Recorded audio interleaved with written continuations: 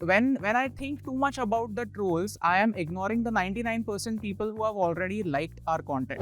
So what I have realized on the internet is that praise is always silent.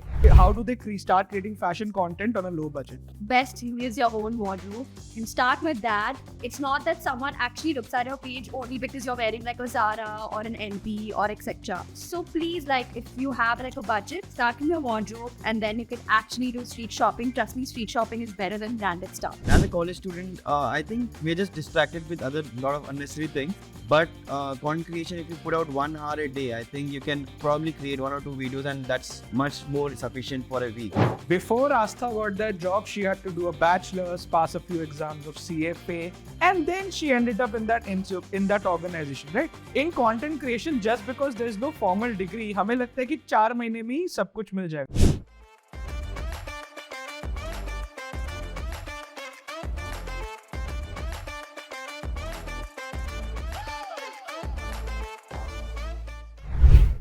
Hi guys, welcome to today's exciting panel. First of all, Aastha, I read up about your story on Humans of Bombay, and it's so inspiring that you are killing it in the world of content and inspiring so many people out there to be comfortable in your own skin. Welcome. Thank you.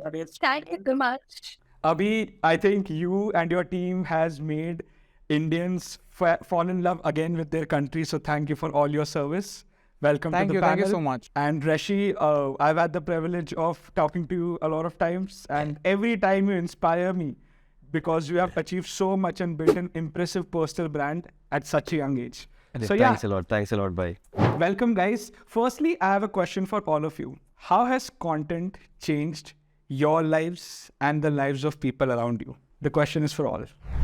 I think most importantly, creating content has given us a voice, because right now the best thing about the internet is that you have the audience of from one person to millions of people, and then whatever your thoughts are, whatever your values are, whatever your opinions are, you have the power to reach the entire world. There is no upper limit over there. So that's what content has given me, and I love that personal freedom that comes with it.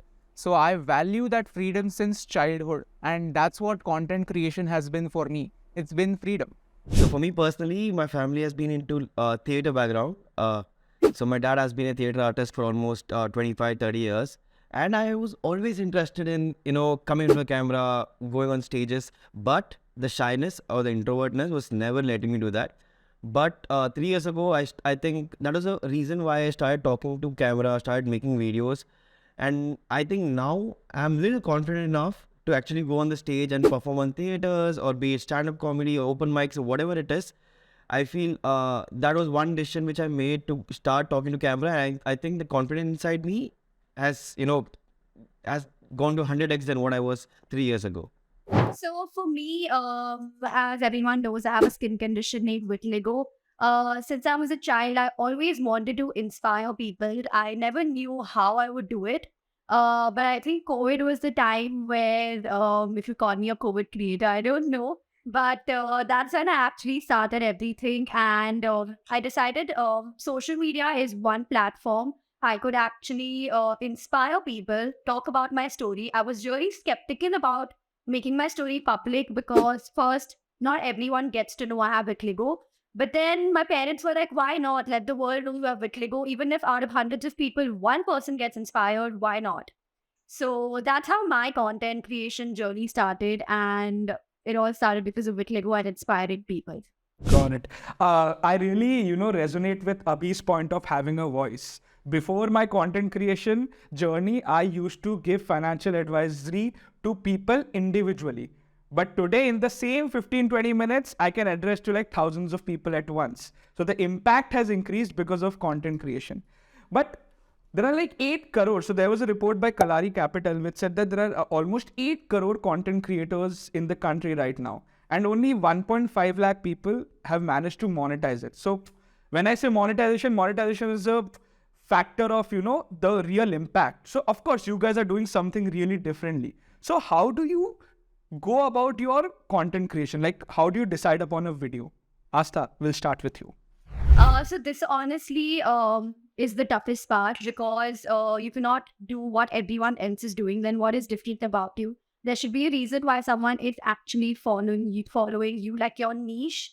And I of course started with vitiligo, which was my niche initially, but then I realized that that's very monotonous because everyone already knows I have it. What next? Like, what else can I showcase? So I started showcasing like my talent, like dance and fashion, etc.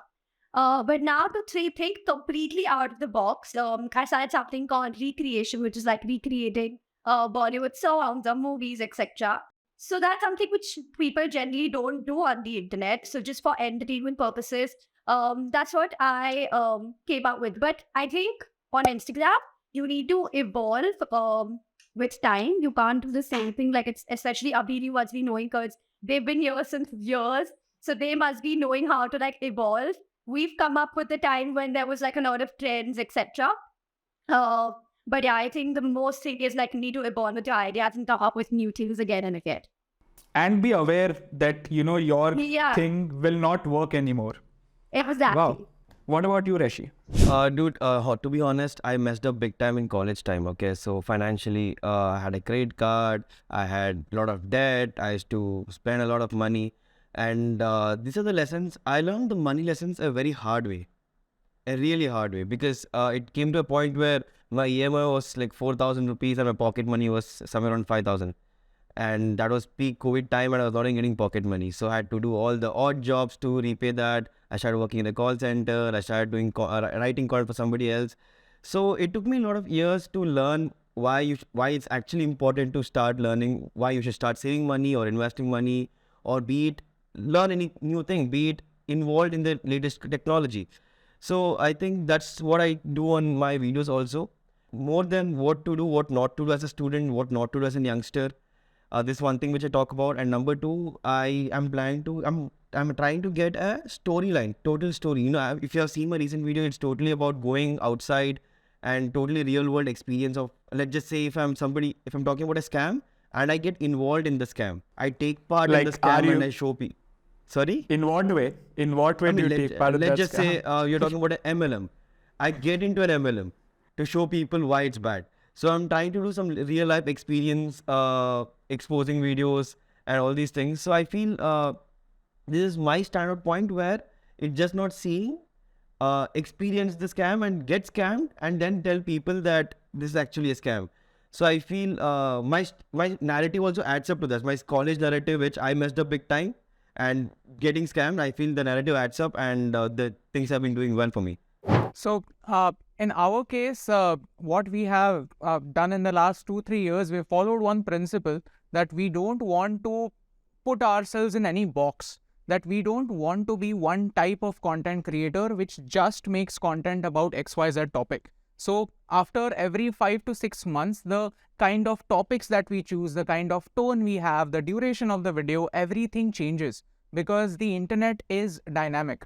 So we have made sure that we don't put ourselves in a box. We don't limit ourselves to certain topics. So last year we were making videos that were around 5 to 6 minutes in length in average. And this year, so far we have made around 20 videos and none of those videos have been lesser than 8 minutes. So 8 minutes has been the least duration, the shortest duration of video that we have made.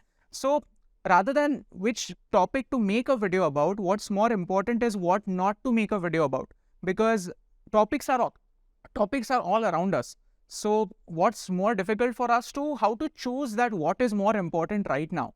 As you said that we have a team, but we don't have a team. We are a very, very small and lean organization. It's just me and Neo, and now we have a couple of editors that we have just hired a few months ago. So it was just us throughout that we were researching, we were shooting and we were editing. So it looks like there are a lot of brains working on it, but actually it's the brainchild of just 2 of us. So we call our content creation as our baby. So we don't have a baby, but this is our baby. And we treat every video as a baby itself. So it's like grooming a baby. So how do you choose what is good and what is not, which school to go to? That sort of decisions we ourselves have to take. And as a mother and a father, we have to keep discussing. Sometimes we have disagreements about it. Sometimes we agree with something, but the end product is good. So that's what matters. Yeah. And Abhi, where does one begin? Like everyone here today, like 40 years back, people wanted to become a scientist. Today, people want to become YouTubers, right? But where does one begin? That's something that I want to ask you. Actually, I feel you have already begun. Today, there is no distinction that who's a content creator and who's a content consumer. If you are on Instagram, you're already a content creator. If you have a public profile, that is. If you're on Twitter, you're already a content creator. So there are platforms which make you a creator from day zero. So you are already a creator. Now, what depends is how do you define what is, getting there? Just the way you said that few of them are able to monetize it. Is monetization the benchmark? If that's the truth, then we also did not start till 2020 because we were making zero money till 2020. And a lot of creators who are, say, Reels first creators or Shorts first creators, maybe they don't have avenues of monetization open even right now. So how do you define? There is no one line after which you can say that yes, you have arrived as a content creator, or how. So basically, my whole idea is if you have an idea, I always give this example of Flying Beast. All right, we know Flying Beast for his vlogs today, but very few of us know that the first video that he made was about a fitness. There was a controversy that was going on, and he jumped into that controversy. And him being into fitness, he just explained that why he feels that certain actor did some sort of steroids and something like that. We don't remember that, but just imagine had he not turned on his camera just because, see, he's camera shy or he does not have an experience, then we would not have had this Flying Beast and his story. So I feel, firstly, you have already started. If you are on the internet, if you have access to the internet, you have already started. Second, if there is something stopping you, say I had this problem that I was really not comfortable with how I sound on camera. So I had this one particular problem and I still have it. Sometimes I just listen to whatever I've said and I say that I don't sound that well. So I don't sound good. So I have that complex, whatever you might call it. But the thing is, you start when you put those complexes, put those barriers that you have mentally created for yourself behind, and you just start the camera and put something out there regardless of how good, bad or ugly it is. Yeah, you have to start. It's like going to the gym. Just show up, because I think most of all four of us will agree that if we look at our videos from 2 years back, we might cringe a little. So it's a constant improvement. Like we are improvising on the job. That's the beauty Dude, about I've this deleted few game. videos. I can't look at my own videos. I've deleted them. I really don't want anybody to look at that. So yeah, so where do you start? Where does a student start? Because this is made for content the creators. main problem of our students is that they always have seen somebody making money through making videos, and that's the whole reason why they start content creation generally. And that's a major demotivation factor, right? Because let's just say money don't come in 6 months, 1 year, and now they have no motivation to keep continuing videos. For me personally, I wanted to do videos to become famous in the college groups. Honestly, I didn't know there was money here. I didn't know there was any scope of growth also. Just to be the little famous guy in the college, I was doing it, and it turned out to be that after 1 year, it just happened to do good for my channel. But I feel everybody should start creating content in any other form. Let's just say you're learning something, you're doing something, you're playing any sport. If you're shy to create videos, let's just say there's a lot of barriers to create videos, then there are also other platforms where you can actually write and do content, right? There's LinkedIn, Twitter. And I feel this will add up in a long run for your, let's just say personal branding or whatever it is. I feel choose with the easiest platform. If you feel it's very hard for you to get into content creation, then I feel go with the easier platform like Twitter. I feel it's not too hard to write at four lines of content. But if you go with YouTube, then it's a lot of barriers. You need to know editing, you need to know talking into the camera. I mean, you need to have let's just say at least a phone, internet, and a lot of things, right? But I feel there are less barriers in writing content. At least start with that. This will give you a little confidence in you to do much bigger things. Let's just say in YouTube or Instagram, something like that. So now we are moving on towards individual questions. The first question is for Reshi. You started with Web3 content initially, right? But it didn't work. And then you started giving, tips and hacks to save money. कि बाटा में पैसे कैसे बचाए, hotels में कैसे पैसे बचाए. And then you gained some traction and you now have a very big audience on Instagram. So what is your thought about pivoting?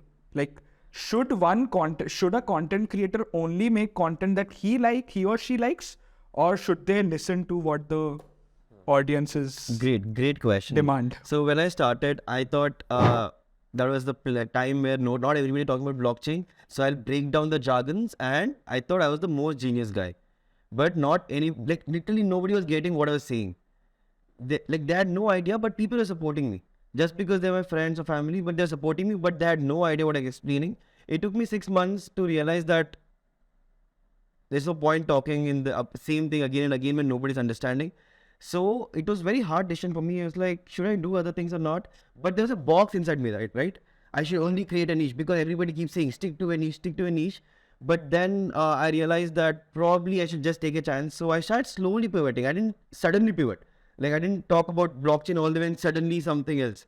So let's just say I was doing 5 videos a week. Then 1 in 5 videos were different niche. So I was just experimenting because I was just too scared to pivot. But I felt it turned out well because it was very small audience, dude, when I was pivoting. So I don't think it made a lot of difference to me.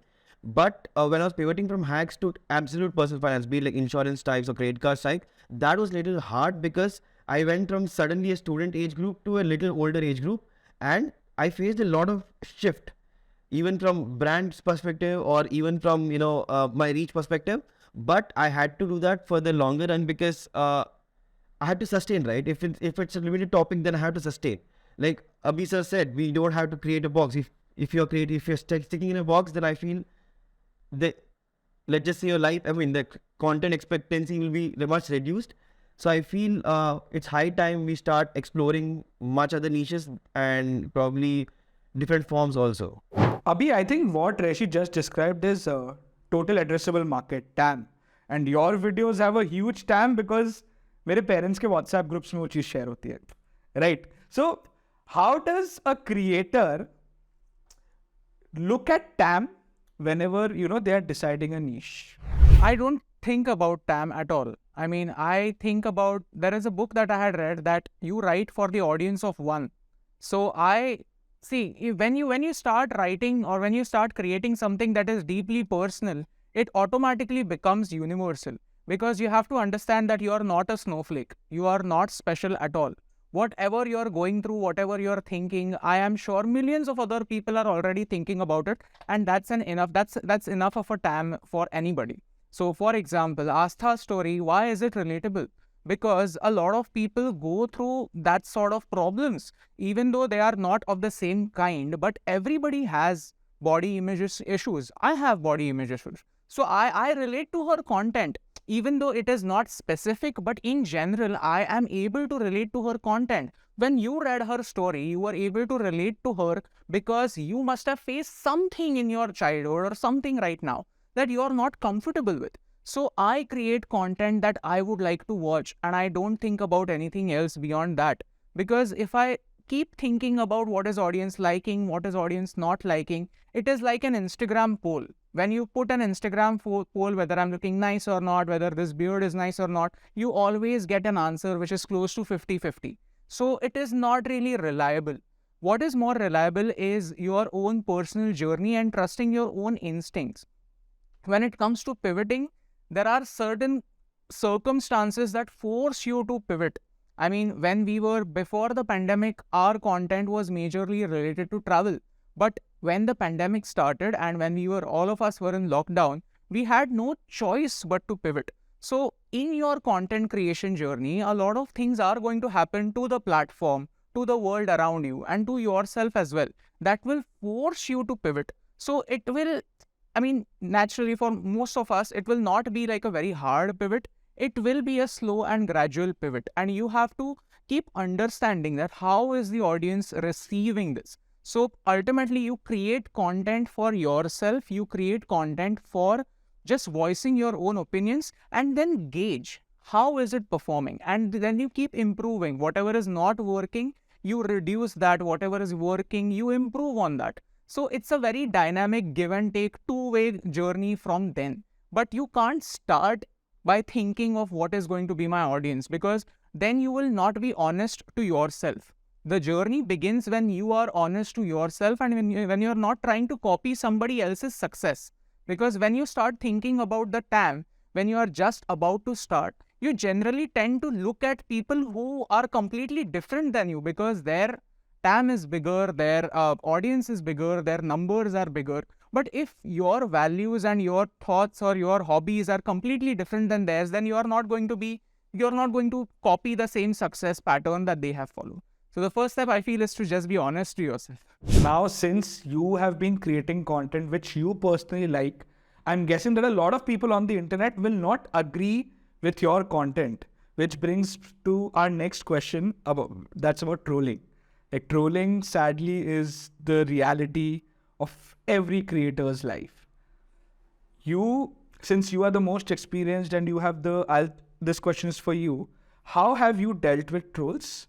And how do you, deal with the trauma that trolls bring to a creator's life? Honestly, I don't care that much. I mean, I have grown to be really apathetic about trolls out there. Because when I think too much about the trolls, I am ignoring the 99% people who have already liked our content. So what I have realized on the internet is that praise is always silent. The people who resonate with you, the people who like you, the people who love you are just going to like your video. They are quietly going to download that video and share it in your parents' WhatsApp group. But the people who disagree with you, they are going to go down in the comment section and write one paragraph of comments even without watching your entire video. So who matters to you more? Are the people who are the silent majority who is praising your video, do they matter to you more? Or are you going to engage with that one person who probably hasn't even subscribed to your channel or whatever? There is nothing that you can do to change his opinion. So why is a creator spending his or her energy into trying to convert somebody from a different point of view? They can have a different point of view. They can respect, you can just respect their existence. You don't have to agree with them. You don't have to disagree with them. You can just respect their existence and move on and focus on the 99% people who are positive. So yeah. True. And guys, if you check out any video, let's say a video has 2 lakh views, the number of comments will be around 1,000 or 2,000, which means that Abhi's stat is actually right. 1-2% only the 1 or 2% are the most vocal ones, and we think that's the actual review of all the viewers out there, but that's not the case. And the thing is, whatever opinion you'll have, there will be someone out there who will not agree with you, but that should not stop you from your journey. Aastha, how did you deal with trolls? So I get trolled honestly every single day of my life because of my skin condition. And before, it was really traumatizing for me because I'd never seen this side. I used to actually go and delete comments. I used to go block people, and this used to happen, at 2 a.m. when you're alone and you're feeling that urge to go and delete comments. And once I uploaded a video with my parents, and someone started making fun of my dad, that how is your dad so dark, you're adopted. That's when it hit me, and I actually wanted to stop content creation completely. But then again, as Abhi said, the 99% people who actually like your content, they will probably not even comment. The ones who comment are the ones who are actually insecure about themselves, honestly. And they are just throwing upon their insecurities on us. So why should we take it and why should we deal with it? And after a while, I realized that this is I'm literally wasting time on this, and I shouldn't be crying about it. And actually, my parents supported me in this, and they were like, you need to learn how to be thick-skinned in this industry. If you're not going to be thick-skinned, this industry is not for you. So let people say whatever they want. Don't delete the comments. Let them say whatever they want, but just be yourself and do what you like and do what you want. Create what you want. That's it. Just do whatever you want. Don't trouble your Mata, Pita and Bharat Mata. Everything else is fine. Okay? Now, Aastha, I have a question for you. A lot of students, they want to start a fashion blog, but the problem is the budget, right? Right. So how do they start creating fashion content on a low budget? Best thing is your own wardrobe. You can start with that, and that's what can get you up, honestly. That's how even I started. In COVID, we never got to shop anything. So for almost a year, whatever I had at my house, that's all I was using to create content. And if you want to go a step forward, obviously you don't have to go with very branded stuff. There are a lot of things around, even street clothes you can buy. You can create fashion, street style wear, even from the street. So it's not that someone actually looks at your page only because you're wearing like a Zara or an NP or etc. So please, like, if you have like a budget, start from your wardrobe and then you can actually do street shopping. Trust me, street shopping is better than branded stuff. That's true. That's true. And Abhi, how does one, like you said that you have been in the content space since a long time, you have a big audience, और उसके बाद भी आप एक दो लोगों के साथ ही you are running the entire engine, right? So how does one start with smaller resources and, try to grow it? See, firstly, you have to understand that right now, with as the other panelists said, that it's okay that firstly you don't have to take the leap and start with video. But when you consider video as content, then there are a lot of barriers to entry. You have to be a good writer, you have to look good on camera, you have to think about editing, and then there are a lot of barriers, and then you stop taking the first step. So the first step, which is true in most cases, is to write well. All right. If your content is, whatever the point that you have to make, if you are able to convey it correctly, then people will ignore everything that is material, because all of this is just accessory. This is just accessory, and it is just enhancing whatever a person has to say. So firstly, if you have limited resources, make sure that you are resourceful in the content. So if you can be resourceful in the content, people will ignore the quality of your camera, the quality of everything else. All right. First, that's the first step. That a lot of times we get stuck at, अरे यार, जब मैं ये camera ले लूँगा, तभी मैं 4K में video बना पाऊँगा, and then I will start my content creation journey. Don't wait for that. Whatever access you have right now, if you have a phone in your hand right now, start making content over there. Because the first 10 to 30 pieces of content that you will make, they are going to be rubbish. As all of us said, that we don't like to watch our older content. We delete, people don't, just the way people don't like how they used to look in college, they delete their profile pictures. A lot of people don't like to watch their old content, and neither do we. So you are going to evolve. It's going to be a very organic process, but you can't wait for perfection before you start. See, I had read this somewhere, that the world needs people who finish stuff and not perfectionists, because just that chase of perfection never stops. So if you not having particular equipment is stopping you right now, then don't let that be a barrier, because the moment you reach that perfect equipment, there is going to be better equipment out there.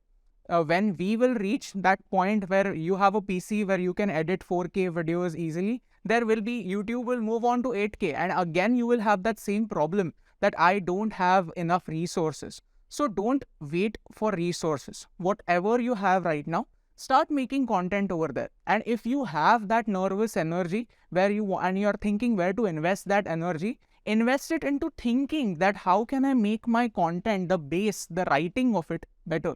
Because ultimately that's what people care about. And since millennia, it has not changed. Like since cavemen making paintings on walls, we care more about not the quality of the paint, but what's the story. So focus on the story and build on the story. Exactly. Like when I started, my camera was the laptop's webcam, and my mic and headphone was the earphones that I got complimentary with my phone. And think about it this way. Let's say a person builds the best studio kitchen, gets the best accessories, best, everything, all the resources, but does not know how to cook. Will you watch their food videos? I probably would not. So it's always, we are in the business of building personal brands. You have to be in the center of your video. That's it. Reshi, my question for you is, how did you were pursuing college when you started content, right? You were in the second or third year of engineering. How did you manage your time then? Why did you drop out? And how did you convince your parents for this decision? Before that, I'll answer the previous question which you asked about trolling. Okay, I have a very interesting story also. My face looks very, very similar to one of the famous scammer in Karnataka. Like if you put our faces together, we just look alike. You can't tell the difference. So for me, it was very hard because as soon as I post something, there were out of 100, let's just say 20, 25 comments were about his name. Are you this guy? Are you this guy? Are you this guy? Are you his twin brother? And that used to get my head. Like I used to be like, I'm not doing my content anymore because there was actually, in fact, there was one guy who used to ask me a single question every single day, 9 o'clock. Are you this person? Every day, 9 o'clock, he used to text me. So I don't know, people are consistent for wrong reasons, and this thing used to get my head because, and then I realized it's like the white hair thing in your head. You always tend to notice the one white hair which you have, but you ignore the rest of the all the good hair. So I feel now, in fact, I started replying to those people because I got a skin for I developed a skin through it. But I feel it's high time. At least see, when I was young, dude, like I was 19 or 18, when I started creating content, and this was very hard for me. But I feel you have to reach out to people who are not in content space I think to go through this, because I feel talking about to content creators every time, I feel it's always about hate, numbers or growth. I feel always try to make friends apart from content also, so that you have something to talk about your problems, and it's only one way. So this is one thing. And number two, about the college things which you asked, let's just say it was when I started creating content, it was lockdown, so it was not a problem for me. But I started creating content 4 years ago. Like I started creating content, I dropped that because of college. Then I restarted it. It was not that I started during lockdown. Okay, so I started completely consistently during lockdown. So that's how I want to put it. And I feel even after college, I used to be like I stopped meeting my friends. I stopped going out with family because my college was till 5, and I had to create content I used to post every day. So I had to maintain that consistency for some reason. So I was shooting every night. So I think I had to sacrifice to sacrifice is a very wrong word. I had to drop few plans to create content, and it was totally worth it. And number two, more than saying drop out, it's a break year. Okay, so I can come back to the same year of college within 3 years. So it's more like a break. And I had to do a PPT presentation to explain my parents that why I should take a break and what are the pros and cons, because my dad is the dean of the college. So it was pretty hard for me to actually making explain that I'll be dropping out the college. But I'm glad he agreed. I'm glad he understood, and I feel he told me all the best, and I think that's what pushed me more. And now I have much more responsibilities because I have a lot of people to prove. Like I may say that I don't care what people say, but actually everybody cares. At least I care. So at least I have a lot of people to prove that I did the right thing. So I think there's a lot of pressure in me, and I think that's the motivation which keeps pushing me up. Got it. Astha, I got to know that both of us are a part of the CFA Academy, right? Yeah. And it is a very difficult exam, and it's the pinnacle to, become analysts. Right. Why did you opt for fashion content, vitiligo content, and not, finance content? I'm very curious. So I always loved finance. As a child, I remember when my grandfather used to see the stock market, I used to go and ask him questions. And everyone in my family used to say that, yeah, I know you will do finance. I was like, yes, I would. I actually graduated doing BSc of Economics and Finance from the University of London. And yeah, and I gave CFA. I cleared my first 2 levels, and I was working at HDFC Bank as a financial analyst. I love my job there. I love CFA. I love studying. Everything was good for me. The first year when I started, content creation was really random for me. I had not planned it. It just happened for me. So for a year, I did content, CFA, and worked at the bank. It was really tough because it was mentally and physically exhausting. But of course, when I started content, I really loved what I was doing. Of course, finance also, I loved, no doubt about it. But I just started liking content more. And I came to this point where I didn't want to be the jack of all and master of none. It was not possible to focus on everything. I had to decide one thing. So I remember going up to my parents and I'm just like, I think my year is done now. And I need to decide one thing if you guys could help me. So obviously dad was like, this is probably not sustainable content creation. You get like a certain kind of salary every month. You should do HDFC. You like finance. I also wanted to go to the US to study. I wanted to settle there. But of course, the tables turned, and I was like, I think content creation is my thing. Other than loving finance, I also wanted to inspire people always. So I think I should take that path. Let us see how it works. Finance is not leaving me ever. If I ever want to go back to finance, I can always give it. I've cleared the first 2 levels, third level is still left. But I'm sure I'm never going to, I'm not never going to regret going back if I ever have to. And will we see finance content on your page anytime soon? Maybe not. Actually, when I started YouTube this year, I actually thought I'd make long form content on finance. But then again, I don't know if I should be doing that because, again, right now in content, you have to think something I feel out of the box. Like, what is something what someone else is not doing and you are doing? Finance content people are creating. Even if I'm creating finance content, I have to do it in a way which other people are not doing to probably make it more fun for someone. Or someone like a Gen Z would not want to listen to a long video of someone just talking. So I don't know. First, I thought of that, but I started off with my niche. Let's see later if it works out for me. You never know. You just see YouTube channel of Aastha doing finance and talking about finance. Excited. Abhi, you started a channel in 2017. When was your first viral video? This is for our inspiration, okay? You are the most experienced creator out there. When was the first video which went viral? You sustained for a very long time. How to sustain and tips for all of us. So, a lot of times, we started creating content. I started creating content alone in 2017. It was around, I'm good at dates. So, 3rd December was the date when I first released the video. 3rd December 2017.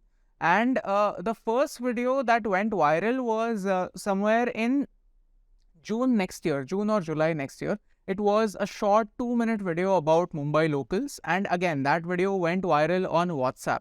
So I was really sad that, अरे यार ये कुछ views मुझे count नहीं हो रहे because I could not keep a track that how many people have watched it. So suddenly somebody called me and said that your video is on TV. And I didn't even understand that why is it on TV. And then when I watched it, it was on some Marathi news channel and they had played the entire video which had my name in the credit as well. But still they said that source internet. Alright, so when I went viral, I was thoda sa sad that why is this virality happening on WhatsApp and not on Facebook. I used to create content on only Facebook back then. So yeah, I am that ancient. So yeah, but again, it was just one small hill or something like that. But then again, there was a big flat line after that. And again, it's really difficult to tell you that when was the first video that went viral, but the one video that went viral was about eco-friendly Ganesh idols. And after that, a lot of people started discovering us. During that time, we were making this series called 100 Reasons to Love India, and we were traveling all across India and finding things that make India special, things about Indian culture and everything. And although all of these 100 videos are going to be positive, this video was, you can say, quite a bit negative because we were sort of criticizing the practices that can be better. Alright, so I never expected that this video will perform well, but we slept that night with 5,000 Instagram followers, and the next day when we woke up, we suddenly had 8,000 followers. I thought this is a glitch and this was a mistake. But later on, it kept growing, and it got around 4 million views within 24 hours. So that was the first video that went properly viral. After that, it was sort of sustained. So I consider that as the first video. But it took around 2 years for us to reach there. So I'm not saying that the people who are new will take that much time. The times have changed. Your journey is going to be much faster than us, but it takes time. It's not mathematics that after say 30 videos or after 2 months you will get 100k subscribers or something like that. I remember around 4 years ago we were around 30,000 subscribers on YouTube, and right now we will be, by the end of this month, we will reach 4 million. So numbers don't tell you the entire truth when it comes to content creation. All right. So things can change really fast. But what matters is whether you stick to it. Like today, Kohli scored a century, and I was just looking at the stats. Till 100 runs, he had scored only 5 boundaries. So if virality means those boundaries, then he has just had 5 hit videos. All right. And the rest was everything was just chipping through it, just staying there for 200 balls and scoring run after run. So it is a long game, and it is going to be a long journey for all of you. True. And guys, think about it. Before Aastha got that job, she had to do a bachelor's, pass a few exams of CFA, and then she ended up in that organization, right? In content creation, just because there's no formal degree, हमें लगता है कि 4 महीने में ही सब कुछ मिल जाएगा. That's not the case. Give it some time. If you really like it, go for it. There will be bad days, but you will, if you grind and if you understand all the things, you will make it. Okay. So now guys, I have a small rapid fire. Okay. I'll just ask all of you. You have to answer without thinking. First, quality or quantity when you are starting out your content creation journey? Quantity. Quantity. Quantity. Quantity. Second, YouTube or Instagram, your preferred platform for longevity? YouTube. YouTube. YouTube. Okay. Third, and the last question, money or fame? Money. Money. Money. What about impact? Abhi, fame gives you impact. No, not necessarily, because I know a lot of famous people who make zero impact. Okay, got it. Got it. Cool. Perfect. So now we are towards the end of the session. Thank you so much, guys. It was a pleasure to have this conversation with you, and I hope all of you liked it. Goodbye.